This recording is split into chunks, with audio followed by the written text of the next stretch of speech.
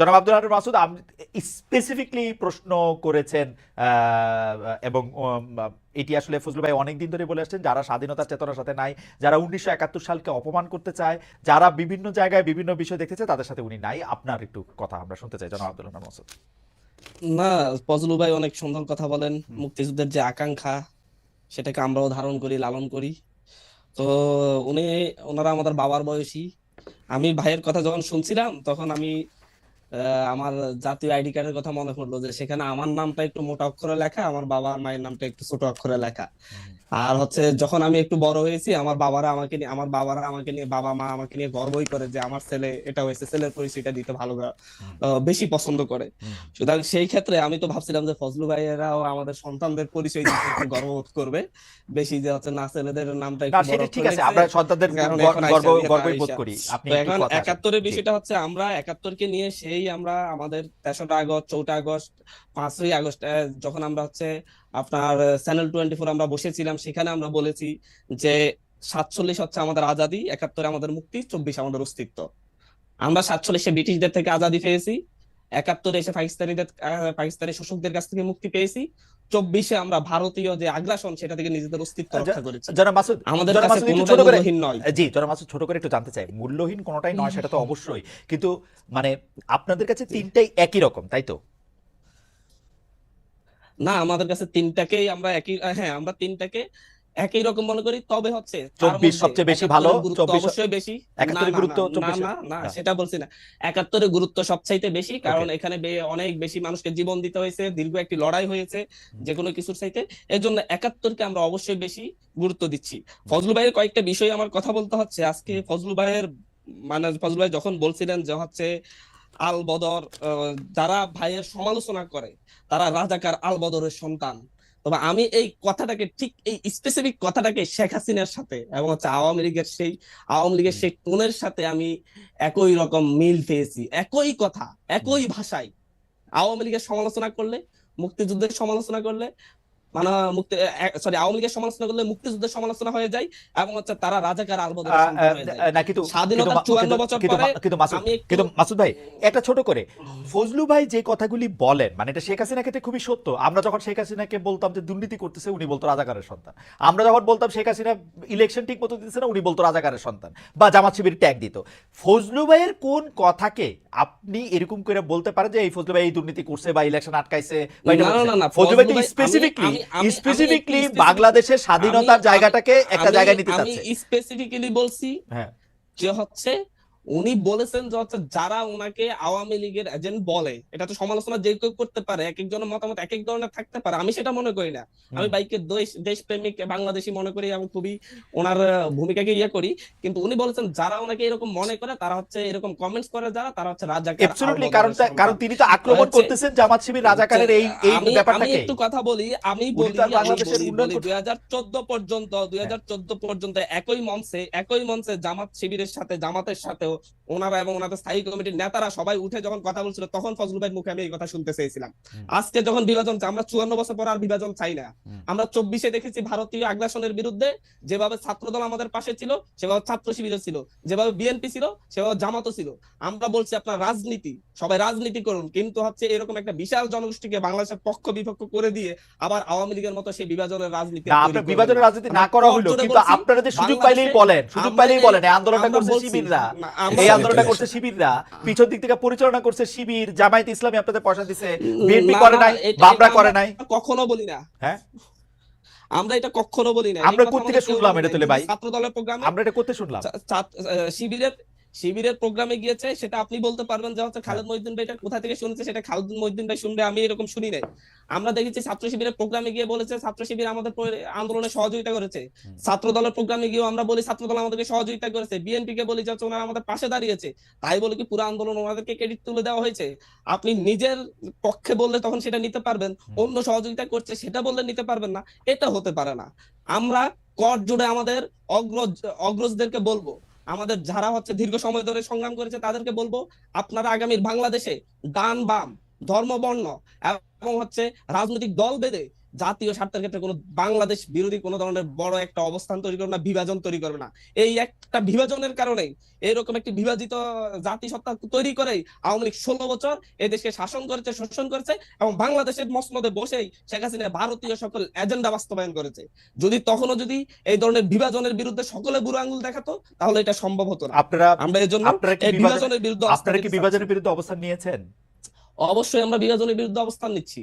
আমরা বলি জাতীয় মানে স্বার্থে কিরকম মনে করেন তো? ধরেন ধরেন ধরেন আপনারা কি বিভাজনের বিরুদ্ধে অবস্থান নিয়েছেন, মানে আমি প্রশ্নটা কেন করলাম, ধরেন এখন কি এরকম মনে হয় 71 মুক্তিযুদ্ধ চেতনা বললেই আপনারা গাজি গাজি বলে ঝাঁপায় পড়বেন? অনেকে বলছেন এরকম যে এই বাংলাদেশে এখন 71-এর কথা বলা যায় না, এখন মুক্তিযুদ্ধের কথা বলা যায় না, এখন এটা কথা বলা যায় না। আপনারাও বলেন না কিন্তু খুব বেশি। মানে মাহফুজ আলম সাহেব বহুদিন পরে একটা স্ট্যাটাস দিয়েছেন যে মুক্তিযুদ্ধ আমাদের প্রাণের দাবি, জানের দাবি। তার আগ পর্যন্ত কিন্তু মানে আমি জানি না, মানে আপনি বলেন আপনারা কি বিভিন্ন বক্তৃতা গিয়ে আমরা প্রত্যেকটা বক্তব্যে মুক্তিযুদ্ধের কথা বলি, মুক্তিযুদ্ধের সম্মানের কথা বলি। আপনি আমার প্রতিটি টক শো দেখবেন, আমাদের ভাইদের টক শো দেখবেন, যারা যেখানে বক্তব্য রাখছে। মাহফুজ আলম এমনকি যখন লক্ষ্মীপুর গিয়েছে সেখানেও একই কথা বলেছে, বাংলাদেশে রাজনীতি করবে একমাত্র বাংলাদেশ পন্থীরাই, যারা বাংলাদেশকে ভালোবাসবে, বাংলাদেশের জন্য লড়াই করবে, অন্য কোনো দেশকে সার্ভ করবে না। সুতরাং হচ্ছে এর বাইরে আর বড় কোনো কথা থাকতে পারে না। আমরা এখানে একতার কথা বলি, একটা জাতীয় স্বার্থে একতার কথা বলি। বিভাজন থেকে, যে বিভাজন শেখ হাসিনা মুক্তিযুদ্ধের পক্ষ বিপক্ষ বলে তৈরি করেছিল স্বাধীনতার 54 বছর পরে, আজকে ভাই আমাকে 1 মিনিট বলতে দিবেন, স্বাধীনতার 54 বছরে পরে আজকে আইসা বা রাজাকারের সন্তান, আলবদরের সন্তান, স্বাধীনতার পক্ষ বিপক্ষ বলে বিভাজনের আর কোনো সুযোগ নেই। কারণ আমরা যারা স্বাধীনতার 30 বছর পরে, 25 বছর পরে, 20 বছর পরে জন্ম নিয়েছি, আমাদেরকে সেই একটা রাষ্ট্র উপহার দেওয়া হয়েছে, সেখানে মুক্তিযুদ্ধের পক্ষের শক্তি বলে বলে আমাদেরকে একটা ট্রমা সৃষ্টি করা হয়েছে। মুক্তিযুদ্ধের পক্ষের শক্তি মানে আমি গেস্ট রুমে নির্যাতন করতে পারবো, মুক্তিযুদ্ধের পক্ষের শক্তি মানে আমি ভোট চুরি করতে পারবো, মুক্তিযুদ্ধের পক্ষের শক্তি মানে এক মিনিট হয়েছে এবার আপনারা এবার মাসুদ একটু মাসুদ 1 মিনিট হয়েছে। আচ্ছা আরো ঠিক আছে। আমরা একটু আমরা যখন হচ্ছে দেখেছি যে প্রতিবাদ করেছে ভোট চুরির বিরুদ্ধে, দুর্নীতির বিরুদ্ধে, তাকেই মুক্তিযুদ্ধের বিপক্ষের শক্তি এবং পাকিস্তানপন্থী বলে ইয়া করা হয়েছে, ট্যাগ দেওয়া হয়েছে। আমরা মনে করি এটা এই প্রজন্মকে ট্রমাটাইজ করে তুলেছে, যে প্রতিবাদ করলে মুক্তিযুদ্ধের বিপক্ষে শক্তি বলা হবে। সামনের দিনে যারা এবার আমি একটু জিজ্ঞেস করি মাসুদ, আমি একটু জিজ্ঞেস করি একটা জিনিস শুধু। এই কথাটা তো আমরা বলতে চাই যে আমরা শেখ হাসিনা বাংলাদেশের স্বাধীনতা, সংবিধান সবকিছুকে, সকল প্রতিষ্ঠানকে ধ্বংস করছে, একক কর্তৃত্ব প্রকাশ করছে এবং বাংলাদেশকে একটা সিওর মতো চালাইতো, একটা কর্পোরেট জায়গার মতো, কারো কথা টথা কিছু শুনতো না। আমরা তো এটা বলতে চাই। শেখ হাসিনা আমাদেরকে কি বলছে খেয়াল করেন, শেখ হাসিনা আমাদেরকে বলছে যে আমি যদি না থাকি তাহলে বাংলাদেশের মধ্যে এরকম মৌলবাদী, তা স্বাধীনতা বিরোধী শক্তি, তাদের উত্থান ঘটবে। আপনারা কি শেখ হাসিনার সেই বক্তব্যকে প্রমাণ করার জন্য উঠে পড়ে লাগছেন? আপনি দেখেন যে এই যে ইসলামী ছাত্র শিবিরের মুখপাত্র হিসাবে একটা কাগজ, সেই কাগজের মধ্যে 1.5 মাস ধরে এটা ছাপা ছিল, কিন্তু যে বাংলাদেশে মুক্তিযুদ্ধেরা ভুল করছে, মুসলমানরা বিপদে গেছে, এটা ছাপা ছিল। এটা নিয়ে প্রতিবাদ হওয়ার পর আমি নিজের কানে ইসলামী ছাত্র শিবিরের সেক্রেটারিকে এটাকে জাস্টিফাই করতে শুনছি, বলছে বিভিন্ন ধরনের মত পথকে নাকি এখানে এক করা হয়েছে। আপনি এটাকে কিভাবে ব্যাখ্যা দিবেন? স্বাধীনতার পক্ষের সাথে শেখ হাসিনার, মানে স্বাধীনতা কি শেখ হাসিনার, মানে এটা কেমনে কমো আমি, এটা শেখ হাসিনার নিজস্ব সম্পত্তি, নিজস্ব সম্পত্তি। দেখেন খালেদ মহিউদ্দিন ভাই, স্বাধীনতার পক্ষের শক্তি আর বিপক্ষের শক্তিকে আপনি কিভাবে সংজ্ঞায়িত করবেন আমি জানি না, কিন্তু আমি সংজ্ঞায়িত করতে গেলে আমি বলবো আহমেদ আফগানি যেটা লিখেছে তাকে সেজন্য শাস্তির মুখোমুখি হওয়া উচিত, এবং এর প্রতিবাদ আমরাও জানিয়েছি। আমরা একই সাথে তাদের যেই মুখপাত্র, যে সংবাদ পত্রটি মাসিক, সেটাকে আমরা বলছি সেটার এডিটর, সে তো এটা না পড়ে এটা ছাপাতে পারে না, তাকেও আইনের মুখোমুখি করা উচিত। কিন্তু তাই বলে ছাত্র শিবির করা সকলকেই স্বাধীনতা বিরোধী রাজাকারের সন্তান বলতে আমি প্রস্তুত নই। আমি দেখেছি তাদের মধ্যে, আমি অনেক শিবির সন্তানকে দেখেছি, তাদের মধ্যে যে দেশপ্রেম আছে, যেটা ছাত্রলীগা তৈরি বলতে তাদের মধ্যে তার ন্যূনতম নেই। কিন্তু পাশাপাশি বাংলাদেশের ছাত্র দল, ছাত্র শিবির প্রত্যেকের মধ্যে আমি দেশপ্রেম দেখেছি। আমি এই দেশপ্রেমকে আমি কোন একজনের লেখার জন্য বা তাদের মুখপাত্রের নেতৃত্বস্থানীয় কয়েকজনের জন্য আমি তাদের সকলকে একই কাতারে রাজাকার। আমি অবশ্যই এই ব্যাপারে জনাব হান্নান মাসুদের সাথে আমি একমত, জনাব হান্নান মাসুদের সাথে একমত। জনাব ফজলুর রহমান, আপনি যদি একটা কোনো কিছু বলেন যে আপনি বড় অভিযোগ আনছিলেন। আপনি এমন জায়গাতে আমার নিয়ে আইলেন, এই ছেলে আমার 3 জেনারেশনের ছোট ছেলে মানুষ, তার সাথে আমি মুক্তিযুদ্ধ, আদর্শ, বাম ডান কিছুই থাকবে না, সব মিলেমিশে করতে হবে। শুধু এদেরকে নেতা ওরা বুঝবে কয়েকদিন পরে।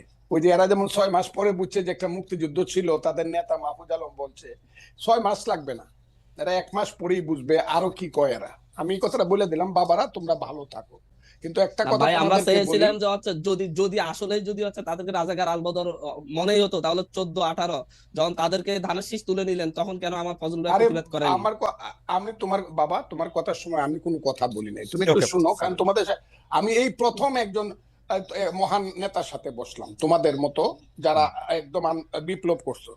এর আগে কোনো মহান নেতার সাথে আমি বসি না। আমি আগে জানলে মহিউদ্দিন সাহেবরে আমি অন্য কিছু বলতাম। শুনো তুমি কথাটা, ফাউন্ডেশন কি বুঝায়? একটা বিল্ডিং এর ফাউন্ডেশন, বাংলাদেশের ফাউন্ডেশন কি? বাংলাদেশ নামটা কিভাবে হলো?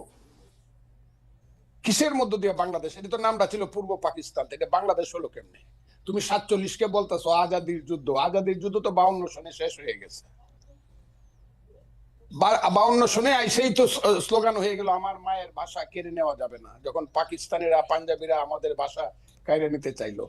মাত্র 5 বছরের মাথায় তো সব শেষ হয়ে গেল। এরপরে 52 থেকে যে তোমার সাথে কি বলবো, 69, 71, তোমার বাবার জন্ম কত সনে আমি জানি না, আরো পরে হবে, আমার চেয়ে ছোট হবে তোমার বাবা। তুমি একটা কথা মনে রাখবার চেষ্টা করো, ইতিহাস বাদ দিয়া বাংলাদেশের এই যে 62, 64, 66, 69, 71 বাদ দিয়া শুধু তোমরা এসে একটা আন্দোলনে জয়লাভ করে ফেলছো এবং আন্দোলনের মাথায় তোমরা দাঁড়াইছো।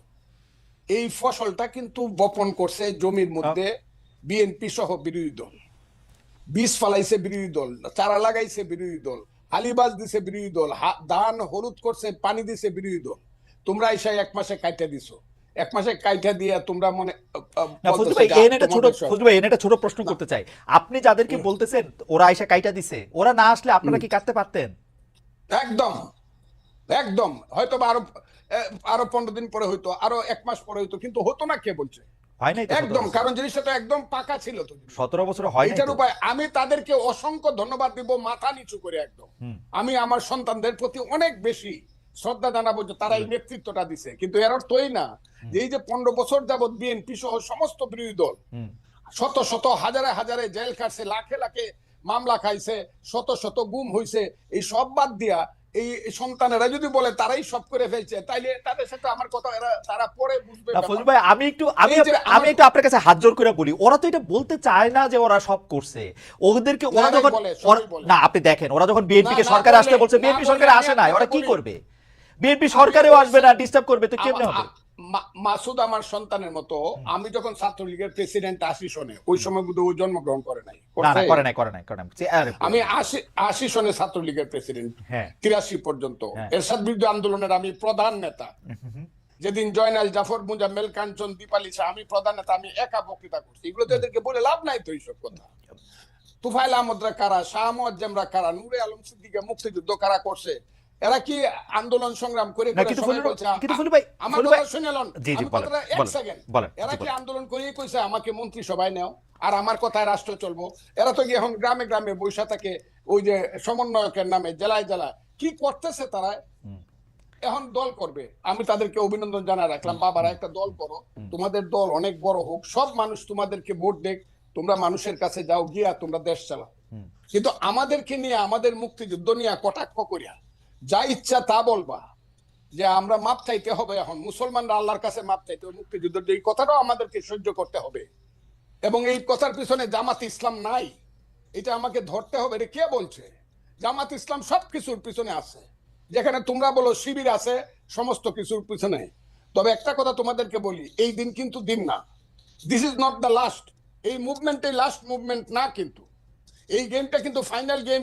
তোমরা যেটা বলতেছো may not be final game in the history, এটা সেমিফাইনাল, ফার্স্ট রাউন্ডও হইতে পারে না। কিন্তু ফজলু ভাই, আপনি কি ওদেরকে বেনিফিট অফ ডাউট দিবেন? ওরা তো প্রত্যাহার করলো, এবং কেউ তো আজকেও হান্নান মাসুদ ওই লেখার কথা আপনি বলতেছে, আজকেও হান্নান মাসুদ বলতেছে যে ও শাস্তি দাবি করে, যে লেখক এই লেখা লিখছে, ও দাবি করে যে এডিটর এটা দেখা দেখে নাই সেটা। এটা তো ওর অবস্থা না, অনেকের অবস্থা। কার কাছে দাবি করে? জামাতের কাছে। শাস্তি কি জামাতের মতো একটা মেথডিক্যাল দল, এটা ক্যাডার ভিত্তিক দল, তো 1 সেকেন্ড লাগে শাস্তি নিতে। জামাতের নিচে কতদিন হয়েছে? আপনি তো নিচে না তো, বরং জামাত শিবিরের সেক্রেটারি যে, আমি আপনাকে কি বলবো, সভাপতি যে, যেভাবে আমি হেলালের সাথে তর্ক করছে, আজিজুল বাড়ি হেলালের সাথে, মুক্তিযুদ্ধ যে সঠিক ছিল না, এটা কি ছিল, এইসব কুকথা আকথা বা ওই যে কুযুক্তি আমি তো এই ছেলেদের সাথে আলাপ করতে না না, রাজি না আপনি তো। ছেলেদের সাথে আলাপ করেন না, আপনার কথা বাংলাদেশের সবাই শুনতেছে, এই মুহূর্তে 13,000 জনের বেশি এতে লাইভ দেখতেছে। আপনি আমাকে একটা কথা বলেন, আপনি বাংলাদেশের একজন, মানে আমি কি বলবো, সবচেয়ে সাহসী মুক্তিযোদ্ধার একজন কমান্ডার। আমাদের যে 54 বছর পরে আইসা মুক্তিযুদ্ধের গুরুত্ব ওদেরকে বুঝাইতে হইতেছে, আপনি যাদেরকে 2 প্রজন্মের পরে, 3 প্রজন্মের পরে, আমারও 2 প্রজন্মের পরের যাদেরকে এটা বুঝাইতে হইতেছে, এর জন্য কি আমরা দায়ী না? আমরা মুক্তিযুদ্ধটাকে কোন জায়গায় নিয়ে গেছিলাম? আমরা সব আমরা জায়গায় 100% দায়ী। 54 বছরের মুক্তিযুদ্ধকে সবাই তুলো- আপনি আমার ওই বক্তব্য শুনবেন। জি। আমি আমার সন্তানকে বলবো, ওই যে আমি বলছি যে প্রথম দিন থেকেই মুক্তিযুদ্ধের ট্রেনটা ভুল লাইনে উঠছিল। শুনছেন আপনি আমার এই বক্তব্যটা? এটা আমি কারে বলছি? যাকে আমি পৃথিবীর মধ্যে এক সময়ে, আমি আর বললাম না, শেখ মুজিবুর রহমানরে বলছি যে উনি ট্রেনটা ভুল লাইনে তুলছে। আমি বলছি, এটা উনারা বলছে, আমি বলছি বলছে। মুক্তিযুদ্ধের লাইনটা প্রথম দিন থেকেই ভুল লাইনে উঠছে। এটা যাওয়ার কথা ছিল চিটাগাং, কিন্তু এটা টঙ্গী গিয়ে কিন্তু ফজলু ভাই, আমার একটা আফসোস কি জানেন, যেই কথা আপনি ধরেন 1972, 73, 74 সালে আপনি বলতেছেন, 30 বছর 35 বছরের একটা দুর্দণ্ড প্রতাপশালী যুবক, সেই কথাই যখন আবার ওরা বলে, ওর কাছাকাছি কথা বললে আপনি এটা সহ্য করতে পারতেছেন না, এটার কারণটা কি আসলে? না, ওরা তো মুক্তিযুদ্ধটাকে মাকে অস্বীকার করে। মাকে যে অস্বীকার করে সে সন্তান না। আমি তো মাকে অস্বীকার করি না। আমি বলি আমার মাকে ভুল পথে নেওয়া হয়েছে, আমি বলি সেইটা। আমি তো মাকে অস্বীকার করি না, তো মা অস্বীকার করে। তাই নাকি? ও আমি মাকে, মুক্তিযুদ্ধ তো অস্বীকার করি না, আমি বলি মুক্তিযুদ্ধের ট্রেনটাকে ভুল পথে চালানো। আমি বলি তো সেইটা। না, এটা শুধু ট্রেন ভুল পথে চালানো ভুল না, আগে মানে তোলা মুক্তিযুদ্ধের হয়েছে। নাম কইরা মানে শোষণ, জনতোষণ, না, দুর্নীতি। মুক্তিযুদ্ধের নাম করে লাভ হয়েছে। ওই যে ছেলে এখন কথা বলতেছে, হ্যাঁ, ইউনিভার্সিটিতে পড়ে বা অনেক সুন্দর সুন্দর কথা বলে, এরা কথা বলে মুক্তিযুদ্ধ না হইলে ভুল ত্রুটি যত কিছু 54 বছর বলেন, বাঙালির সন্তান কিন্তু জেনারেল আর কথা হইতো কইতে- না, আর কথা জেনারেল কইতে- ওয়াকারুজ্জামান হইতো না, বাঙালির Okay. সন্তান কিন্তু সিনিয়র সচিব হইতো না, বাঙালির এই দেশে আদমজি, ইস্পাহানি, দাউদ বাউনির সাইকেলের গাড়ি দেখতাম, তার নাতিদের গাড়ি। আমাদের সেই ছেলে যে এখন ওদের যে নেতা হাসনাত আব্দুল্লাহ, আমি তাকে ধন্যবাদ দিব, সে বলছে আমি 4 কোটি টাকা দামের গাড়ি দৌড়াই। 4 কোটি টাকার গাড়ি বাঙালি ছেলেদের থাকতো না। আদমজির নাতি রোলস রয়েস গাড়ি আমাদের দেখতে হতো। আমার আমার মুক্তিযুদ্ধ হয়েছে বলেই বাঙালি বলতে পারে 36,000 কোটি টাকা চুরি করার মতো সুবিধা হয়েছে। না হইলে দাঁড়ায় দাঁড়ায় দেখতে হইতো পাঞ্জাবিরা কি করে দেশ লুট করে, আর আমাদের মেয়েদেরকে নিয়ে গিয়ে সুন্দর সুন্দর বাগনা বানায়। মুক্তিযুদ্ধ সবটা খারাপ এই কথাটা আমি বলবো না। আমার মনে হয় যে ভুল হয়েছে, কিন্তু মুক্তিযুদ্ধ সবটা খারাপ। মুক্তিযুদ্ধ হওয়ার ফলেই বাংলাদেশ নামে একটা দেশ হয়েছে, বাঙালি জাতির একটা রাষ্ট্র হয়েছে। Subscribe to my channel.